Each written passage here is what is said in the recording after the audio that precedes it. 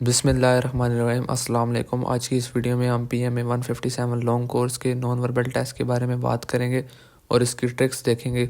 और इसका full PDF note लेने के लिए आप हमारा व्हाट्सएप चैनल ज्वाइन करें, जिसका लिंक बायो में और फर्स्ट पिन कमेंट में है। इसी के साथ वीडियो करते हैं स्टार्ट। सबसे पहले आपके सामने एक क्वेश्चन आ गया। जब भी आपने कोई भी क्वेश्चन नॉन वर्बल का सॉल्व करना है ना, तो इसके लिए आपने ये 3 ट्रिक्स अप्लाई करनी है जो मैं आपको इस वीडियो में बताऊँगा। सबसे पहले आपने कोई भी डायग्राम, कोई भी नॉन वर्बल की आपके सामने डायग्राम आ जाए, आपने उसको हॉरिजेंटली रीड करना है। आपने वर्टिकली रीड नहीं करना। आपने जो उसके सामने लाइन लगी होगी डायग्राम की, उस तरह रीड करना है, लाइन वाइज। दूसरा आपने देखना है कि कोई चेंजेस जो आ रहे हैं वो चेंजेस को नोट कर लेना है। जैसे इधर आपकी ये सर्कल की चेंजिंग आ रही है। पहले दूसरे बॉक्स में सर्कल था, फिर थर्ड बॉक्स में चला गया, फिर एंड पे फोर्थ बॉक्स में चला गया। और ये आपके जो डब्बे के अंदर कट लगा हुआ है, ये पहले चौथे डब्बे में था, फिर तीसरे में गया, फिर दूसरे में चला गया। इस तरह के चेंजेस को आपने नोट करना है और ये देखना है कौन सी चीज़ कांस्टेंट है, कौन सी चेंज नहीं हो रही। जैसे कि अभी ये एक रेक्टेंगल है जिसमें 4 डब्बे बने हुए हैं, ये चेंज नहीं हो रहे। सेम डायग्राम है लेकिन अंदर चेंजिंग हो रही है। फिर आपने डायरेक्शन देख लेनी है, क्लॉकवाइज जा रहा है या एंटी क्लॉकवाइज। अब ये जो डायग्राम है, इसके अंदर जो सर्कल है वो जा रहा है क्लॉकवाइज। अब ये क्लॉकवाइज जा रहा है, पहले दूसरे में था, फिर तीसरे में चला गया, फिर चौथे में चला गया। ये क्लॉकवाइज मूव हो रहा है। अब अगर ये पीछे की तरफ मूव होता, अगर ये पहले डब्बे में चला जाता, फिर चौथे में जाता, फिर तीसरे में जाता, तो ये एंटी क्लॉकवाइज मूव कर रहा होता। फिलहाल ये क्लॉकवाइज कर रहा है। सबसे पहले आपको इन 3 ट्रिक्स के बारे में पता होना चाहिए, ये आपने अप्लाई करनी है, तो आपका नॉन वर्बल जो क्वेश्चन है वो ईजिली सॉल्व हो जाएगा। अब फर्स्ट क्वेश्चन सॉल्व करते हैं इन्हीं 3 ट्रिक्स की मदद से। सबसे पहले आपने डायग्राम को हॉरिजॉन्टली रीड करना है, वो हम कर रहे हैं। उसके बाद आपने देखना है चेंजेस क्या आ रहे हैं। चेंजेस हम देख रहे हैं यहाँ पे जो सर्कल है छोटा सा बॉक्स में, ये नेक्स्ट बॉक्सों में जा रहा है, मूव कर रहा है। और ये जो आपने देखा है छोटा सा बॉक्स है जो कट है, वो भी ऊपर वाले में मूव कर रहा है, फिर नेक्स्ट वाले में मूव कर रहा है। तीनों इन रेक्टेंगल्स में मूव कर रहा है। और ये मूव, फिर उसके बाद हमने देखना था डायरेक्शन किस तरफ जा रहा है, एंटी क्लॉक जा रहा है या क्लॉकवाइज जा रहा है। ये क्लॉकवाइज जा रहा है। ये जितने भी सर्कल और ये कट बॉक्स है ये क्लॉकवाइज मूव कर रहे हैं। तो अभी सबसे पहले इसको सॉल्व करेंगे इजीली। सबसे पहले रेक्टेंगल में देखेंगे, जो सर्कल है वो दूसरे बॉक्स में है, वहाँ से मूव होके वो तीसरे बॉक्स में आ गया, फिर उसके बाद मूव होके वो चौथे बॉक्स में आ गया। इसी तरह जो कट बॉक्स है वो फोर्थ में था, वो अब पहले में आ गया अगली डायग्राम में, फिर उसके बाद वो दूसरे में चला गया। अब इसका आंसर इन 4 बॉक्सेस में से देखेंगे। अब ये क्लॉकवाइज मूव कर रहा है, तो एंड जो डायग्राम है वो फोर्थ वाले बॉक्स में सर्कल है। अब वो सर्कल पहले वाले में मूव कर जाएगा और जो बॉक्स है वो थर्ड वाले बॉक्स में, कट बॉक्स है वो थर्ड वाले बॉक्स में आ जाएगा। तो इधर कौन सी डायग्राम है आप इजीली देख सकते हैं, वो है first. Answer is first diagram. तरह सेकंड क्वेश्चन आ गया जिसमें सिंपल एक सर्कल बना हुआ है खाली। उसके बाद उस सर्कल के अंदर एक सर्कल बना दिया गया है। फिर उसके बाद एक ट्रायंगल आ गया, ट्रायंगल के अंदर एक छोटा ट्रायंगल बना दिया गया। अब सिंपल इस रेक्टेंगल के अंदर एक छोटा रेक्टेंगल आएगा, वो आप इन 4 डायग्राम में से देख सकते हैं। वो simple first diagram. Answer is first diagram. इसी तरह थर्ड क्वेश्चन आ गया। सबसे पहले आपके पास एक शेप है, जिस तरह 2 लाइंस है जो एल बनी हुई है। अब सेकंड शेप पे देखें तो वो पूरा स्क्वायर बन रहा है।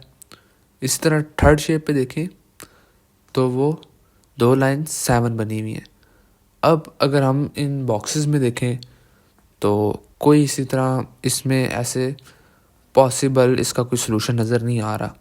जैसे 1 है ये रिलेट नहीं करता, सेकंड है वो भी नहीं सही, थर्ड है वो भी रिलेट नहीं कर रहा, फोर्थ है वो भी रिलेट नहीं कर रहा।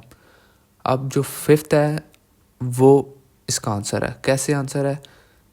शुरुआत में जो फर्स्ट डायग्राम थी उसका सेकंड स्क्वायर बन गया, थर्ड ऐसे है 7 बना हुआ है जिस तरह, तो उसका भी फोर्थ आंसर ये स्क्वायर होगा। इसी तरह क्वेश्चन नंबर 4 है। सिंपल आपके सामने सर्कल है, उसके अंदर ट्रायंगल है। वो ट्रायंगल का जो नोक है, जो आगे सुई कह लें आपको, ट्रायंगल का जो मुंह है वो 12 की तरफ है। वो 12 की तरफ है। अगली डायग्राम में देखें सर्कल है, उस ट्रायंगल का मुंह क्लॉकवाइज मूव कर गया। जो उसका ट्रायंगल का मुंह है वो क्लॉकवाइज मूव कर गया और वो 3 पे चला गया। उससे अगली डायग्राम में देखेंगे सर्कल है, उसका ट्रायंगल का मुंह 6 पर चला गया और वो और क्लॉकवाइज मूव कर गया। फिर फोर्थ डायग्राम लास्ट डायग्राम में देखेंगे ट्रायंगल का मुंह 9 पे चला गया और वो क्लॉकवाइज मूव कर गया। अब आखिर में देखेंगे 12 से सुई स्टार्ट हुई थी तो एंड पे 12 पे ही ख़त्म होगी, क्योंकि 9 के बाद 15-15 का फ़र्क आ रहा है ना, 12, 3, 6, 9। अब फिर दोबारा 12 पे सुई आएगी, तो वो डायग्राम का आंसर है फोर जो MCQs है वो आंसर है। आपको जो मैंने सिंपल 3 ट्रिक्स बताई हैं उन्हीं को आपने नॉन वर्बल क्वेश्चन को सॉल्व करते वक्त अप्लाई करना है, तो आपका इजीली हो जाएगा। इसी तरह क्वेश्चन नंबर 5 देखें। क्वेश्चन नंबर 5 में आपके सामने एक स्क्वायर है, स्क्वायर के अंदर एक टी है। अगली डायग्राम में स्क्वायर में आपका टी रोटेट कर गया क्लॉकवाइज। उसके बाद उससे अगली डायग्राम में आपका टी और रोटेट कर गया क्लॉकवाइज। उसके बाद ये जो टी है वो रोटेट करके इसके सामने आ जाएगा और इसमें से आंसर है 1 MCQs। जो पहला MCQs है वो इसका आंसर है। इसी के बाद क्वेश्चन नंबर 6 आ गया। अब ये भी आपने सेम उसी तरीके से अप्लाई करनी है ट्रिक्स। आपको मैं एक और दफ़ा अप्लाई करके दिखा देता हूँ। अब ये सामने एक सर्कल है, उसके अंदर छोटा सा सर्कल है। जो सर्कल है वो उसका मुंह 12 की तरफ है।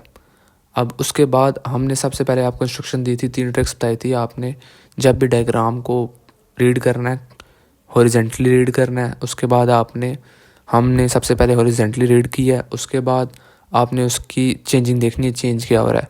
सर्कल चेंज हो रहा है, किस डायरेक्शन में चेंज हो रहा है, एंटी क्लॉकवाइज डायरेक्शन में चेंज हो रहा है। अब हम इसको देखेंगे। ये सबसे पहले जो सर्कल था वो 12 की तरफ था, उसका मुंह 12 की तरफ था। वो चेंज होकर एंटी क्लॉकवाइज डायरेक्शन में 9 की तरफ आ गया। अब 9 से वो 6 की तरफ आ गया। उसके बाद किस की तरफ आएगा। अब क्वेश्चन नंबर 6 का जो आंसर होगा वो MCQs नंबर 3 होगा, क्योंकि पहले 12 पे थी सुई ए सर्कल, फिर उसके बाद 9 पे आई, उसके बाद 6 पे आई, फिर उसके बाद 3 पे आएगी। तो थर्ड MCQs क्वेश्चन नंबर 6 का आंसर है। और जो पहले आपको मैंने ट्रिक बताई है, हमेशा आपने डायग्राम को हॉरिजेंटली रीड करना है। उसका आपको जो काम आएगी वो ज़्यादा डायग्राम्स में आपको पता लग जाएगा कि हॉरिजेंटली रीड करने का मैं क्यों आपको कह रहा हूँ। जब ज़्यादा डायग्राम आपके पास आएंगी, 6-6, 7-7 डायग्राम्स आएंगी, तो उसमें आप जब हॉरिजेंटली रीड करेंगे तो आपको ईजीली सॉल्व आपका नॉन वर्बल हो जाएगा। इसी तरह क्वेश्चन नंबर 7 आ गया आपके पास। क्वेश्चन नंबर 7 में आपके पास एक स्क्वायर आ गया। स्क्वायर के अंदर एक डिवाइड का वो साइन है। साइन जो है वो अगली डायग्राम में क्लॉकवाइज मूव कर गया। क्लॉकवाइज मूव करके वो नेक्स्ट बॉक्स में आ गया। उसके बाद फिर क्लॉकवाइज मूव किया, वो नीचे आ गया। उसके बाद फिर क्लॉकवाइज मूव करेगा, वो उसी साइन के आखिरी वाली साइन के सामने आ जाएगा। अब इसमें हम आंसर देखेंगे। इसका आंसर है MCQs नंबर 4। MCQs नंबर 4 इसका आंसर है, क्योंकि जो बॉक्स के अंदर वो डिवाइड वाला आपके पास साइन था वो क्लॉकवाइज मूव कर रहा था, और इसको जो थर्ड डायग्राम है इसको आप इसी तरह क्लॉकवाइज मूव करेंगे तो सिंपल आपके पास 4 MCQs आंसर आ जाएगा। उसके बाद सिंपली आपके पास क्वेश्चन नंबर 8 आ गया। क्वेश्चन नंबर 8 में आपके पास फर्स्ट डायग्राम है वो डायमंड है। डायमंड अब हार्ट में चेंज हो रही है, उल्टा हार्ट है उसमें चेंज होगी। फिर बीच में फ्लावर्स आ गए, फ्लावर्स के बाद फिर दोबारा डायमंड आ गया। तो पहले डायमंड आया था, फिर हार्ट आया था। अब फिर डायमंड आया तो फिर हार्ट आएगा। और हार्ट कौन सा आएगा?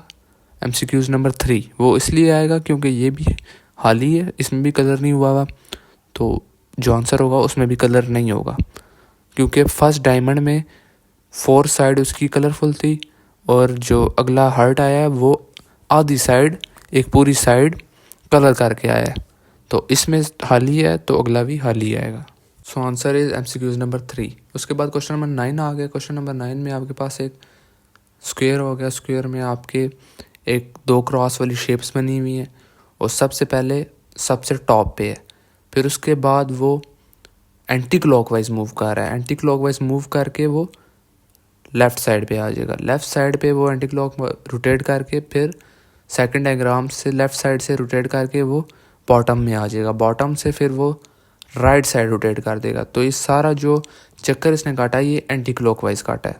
उसके बाद इसका आंसर जो होगा वो MCQs नंबर 1 होगा। वो इसलिए क्योंकि टॉप से शुरू किया है, टॉप पे एंड हुआ है।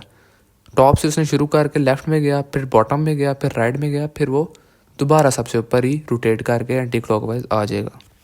उसके बाद क्वेश्चन नंबर 10 जिसमें एक ट्रायंगल है, ट्रायंगल के अंदर एक रेक्टेंगल है।